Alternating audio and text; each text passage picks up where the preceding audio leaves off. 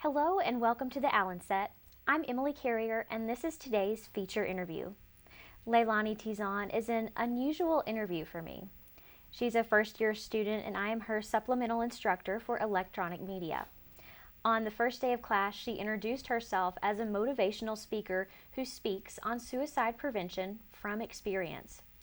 You're a brave young lady making a difference already in your first year on campus. Leilani, welcome to this side of the EHCTV camera. Thank you for having me.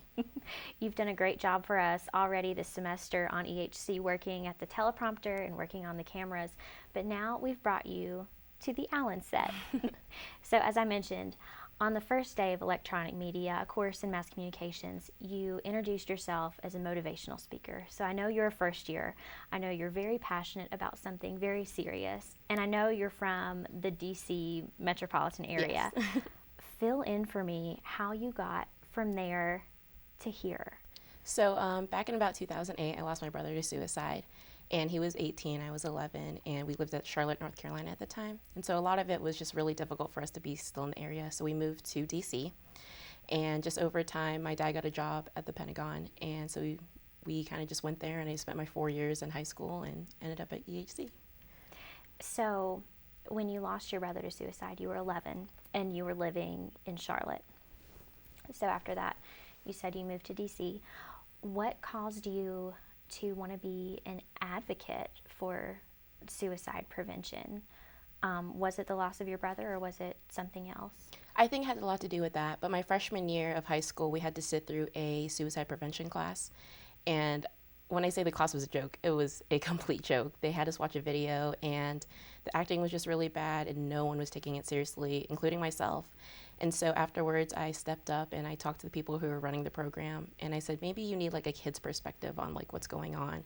And I'm not looking to say a lot. I just want to ask questions or answer questions at that, like at the end of your class. And they said, okay, so you've got one shot. So the next class I came in, they told me that they were going to actually have me speak about myself a little bit and then answer questions. So they kind of blindsided me on that. But afterwards, they're like, you did a great job, and we think we could really make you into something. And so 4.5 years later, here I am. How did that feel for you, going through that in that class, already having lost your brother to suicide? What kind of feelings were you experiencing? It was a lot of, I wasn't sure if I was doing the right thing. Everything was just kind of went through my head and I said it. It wasn't a lot of like thinking about how I was completely feeling.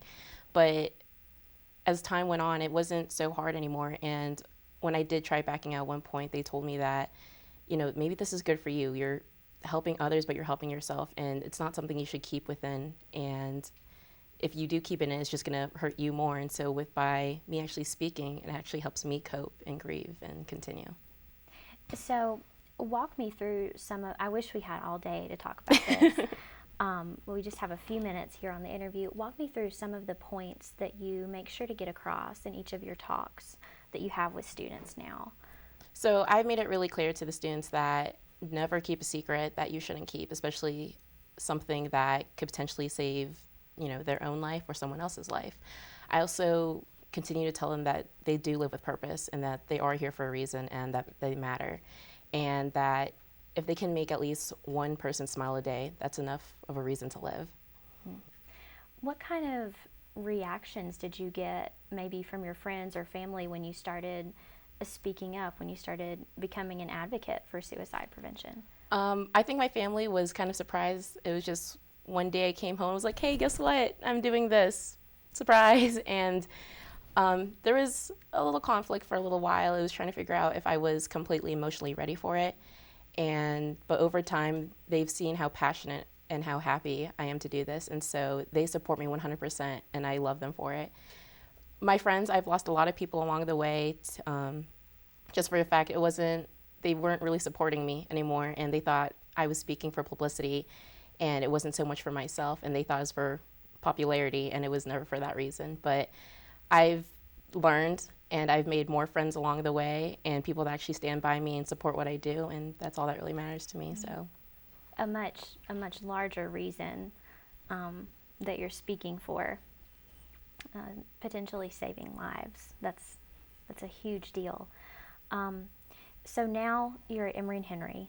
You're taking mass communications courses. You are doing motivational talks. You told me about something coming up at Virginia Tech. Yeah. That's a huge deal. Tell me about that. So I actually leave this Friday night to head down to VT, and they're doing an American Foundation for Suicide Prevention walk, and they've asked me to be their keynote speaker. So I'm going to go ahead down there, and I'm going to speak for the walk, kind of get everyone pumped to do it and remind them why they're really there, and kind of bring the community together. And then we're going to walk for about 4 or 5 miles, and we're just going to wrap it up from there. So I'm really excited for that. So you're going down to Blacksburg to share your story, I assume, and talk about those points you shared with me. Absolutely. Leilani, how do you go from day to day and kind of keep yourself so upbeat? You've had this tragedy in your life, and you bring this sweet smile to class every day. How do you stay on top? I think a lot of it has to do with just the love and support of my family. My family every day, we talk at least once a day through text message and a nice big old group message, and they just constantly remind me how much they love me and how much they miss me and how proud they are of me, and that's what really keeps me going. And there's not a day that goes by that they tell me, or even my roommate tells me, that how proud that my brother would be that I'm doing all this. And he was my best friend, he was my everything, he was my hero, and just the thought of him cheering me on is what keeps me going. So lots of support, just wonderful things going for you, Leilani. I cannot wait to see where you are in 2 years, much less 4 years, graduating from Emory and Henry. I'm very proud of you. Thank you. Well, this has been your EHCTV feature interview with motivational speaker Leilani Tizon. I'm Emily Carrier.